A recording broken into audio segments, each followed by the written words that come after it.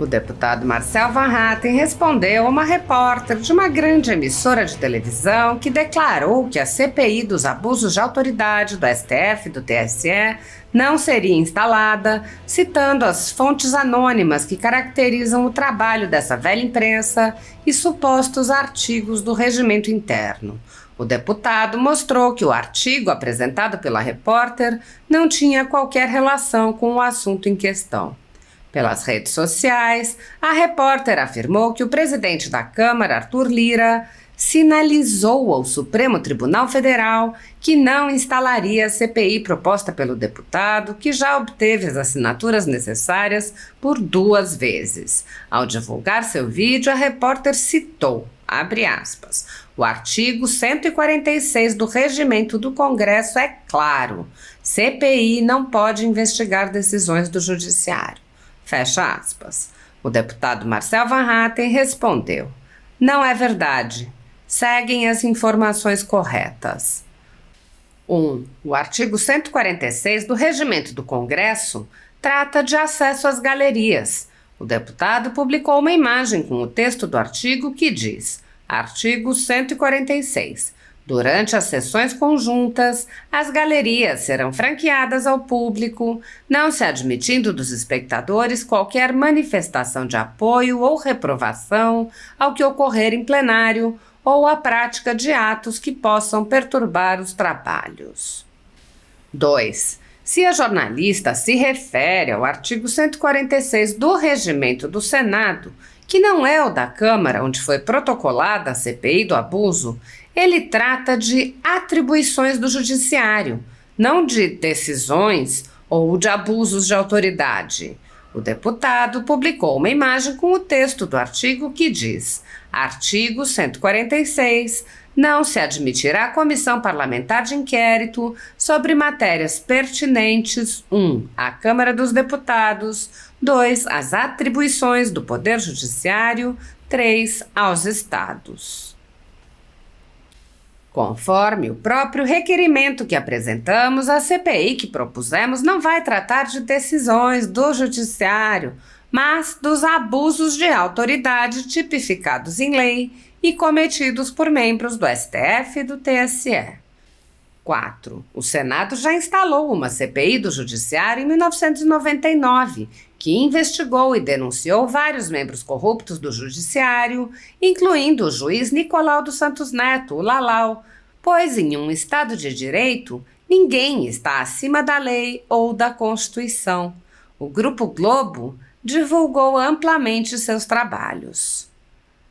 5. A CPI do abuso de autoridade do STF e do TSE preenche todos os requisitos constitucionais e é a terceira em uma fila que admite até 5 comissões instaladas concomitantemente. Não há alternativa ao presidente Arthur Lira a não ser a sua instalação, como aconteceu com Rodrigo Pacheco e a CPI da Covid no Senado. 6. A CPI é o instrumento mais importante e urgente que a Câmara tem para investigar os excessos e arbitrariedades cometidas por Alexandre de Moraes e outros membros do Judiciário contra cidadãos brasileiros, inclusive jornalistas. Incluo também nos próximos tweets a íntegra do requerimento de criação da CPI do abuso de autoridade do STF e do TSE, para que todos tenham acesso e facilite a apuração jornalística, evitando a repetição de disseminação de informações falsas sobre este tema. Em janeiro deste ano, durante a Super Live realizada pela Associação dos Familiares e Vítimas do 8 de janeiro, a ASFAV, o deputado Marcel Van Hatten havia explicado que a CPI dos abusos de autoridade do STF e do TSE já obteve as assinaturas necessárias por 2 vezes e não é instalada por decisão do presidente da Casa, Arthur Lira, e não por causa de qualquer lei ou regimento. O deputado constatou: nós estamos vivendo um momento de um Congresso acovardado e vendido. Essa é a verdade. Um Congresso acovardado e vendido, com um presidente do Senado e um presidente da Câmara que deveriam agir para defender as imunidades parlamentares, defender a Constituição de quaisquer ataques que venham de quaisquer dos poderes, mas que, na verdade, estão subjugados, estão de joelhos aos demais poderes, quando não estão mancomunados com seus arbítrios.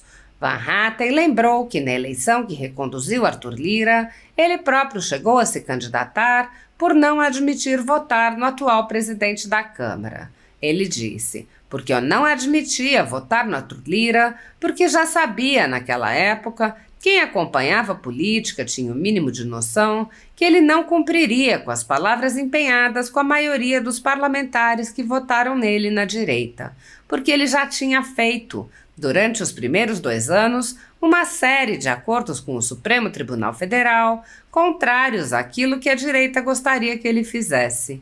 O deputado exemplificou com a prisão do então deputado Daniel Silveira, mantida pela Câmara, a derrota da PEC do voto impresso, que não obteve a maioria qualificada, e a prisão após condenação em segunda instância.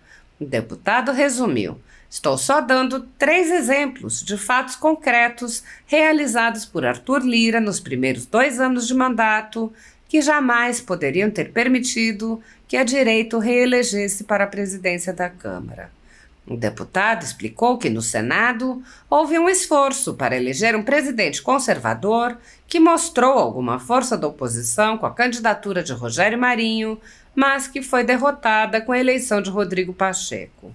Marcel Van Hatten explicou que a CPI do abuso de autoridade já tinha todos os elementos necessários à sua instalação antes mesmo do 8 de janeiro, pois já havia a censura, os bloqueios de contas e muitos abusos de autoridade.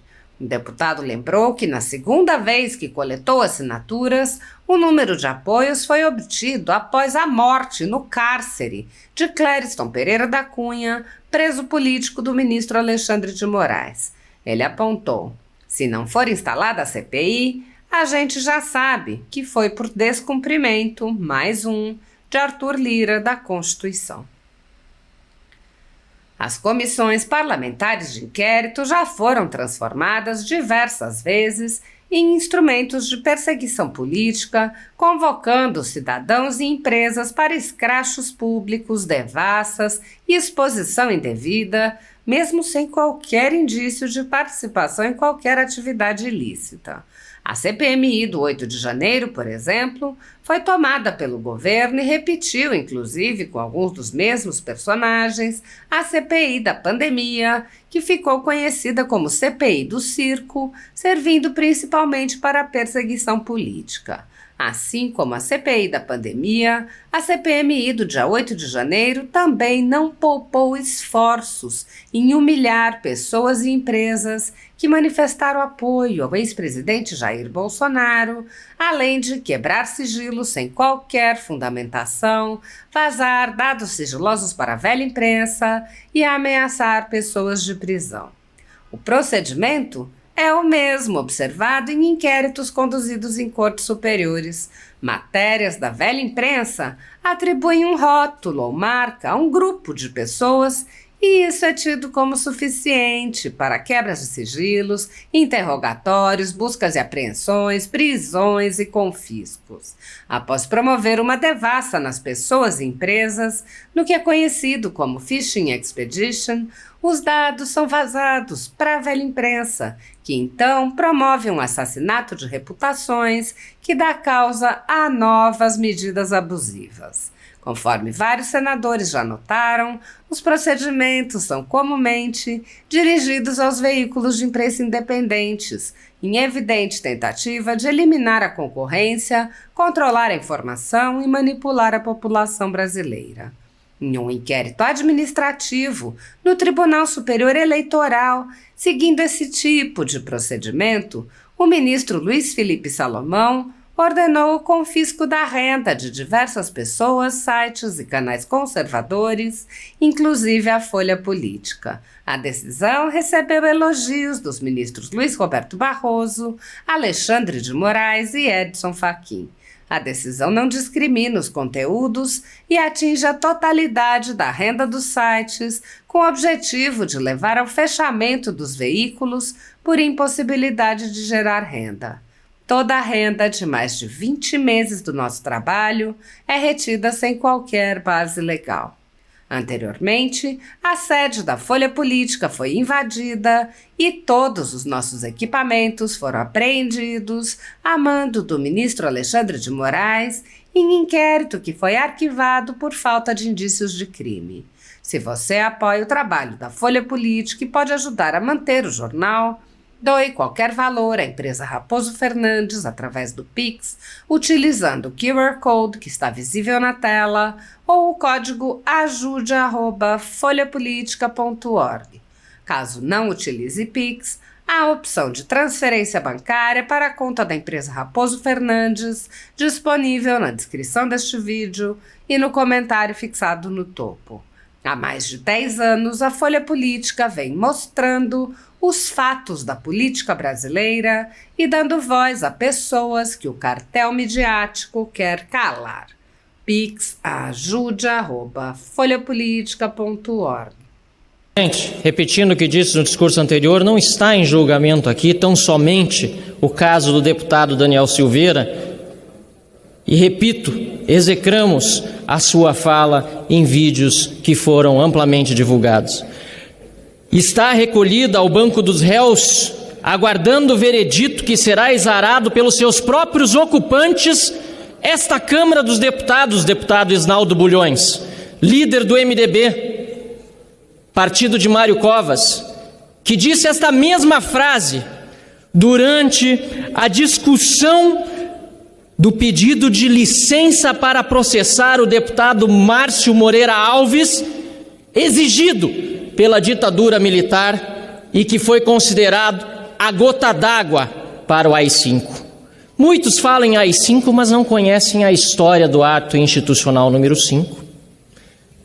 Talvez não se lembrem, mas faço questão aqui de recordar aquilo que deve ser ensinado nos bancos escolares. Naquela oportunidade, este parlamento foi capaz de construir consenso e deputados governistas da base do regime, da base da ditadura, votaram a favor deste parlamento.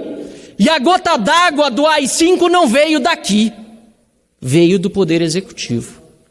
Desta vez o AI-5 vem do Poder Judiciário, vem do Supremo Tribunal Federal, que num ato arbitrário e autoritário, à margem do que diz a Constituição, que foi aprovada por este parlamento e só por ele pode ser emendada, à margem do que diz a Constituição e a lei, faz uma prisão ilegal, inconstitucional.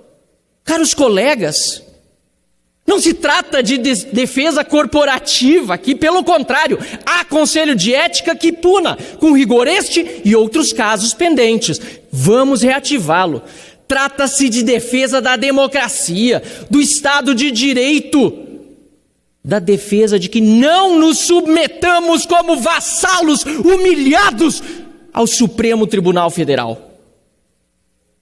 É disso que se trata. Ou vamos mais uma vez votar aqui, permitindo que o Supremo avance, desta vez, pela primeira vez, violando o que é inviolável, que é a nossa imunidade parlamentar. É isso que vamos permitir na noite de hoje?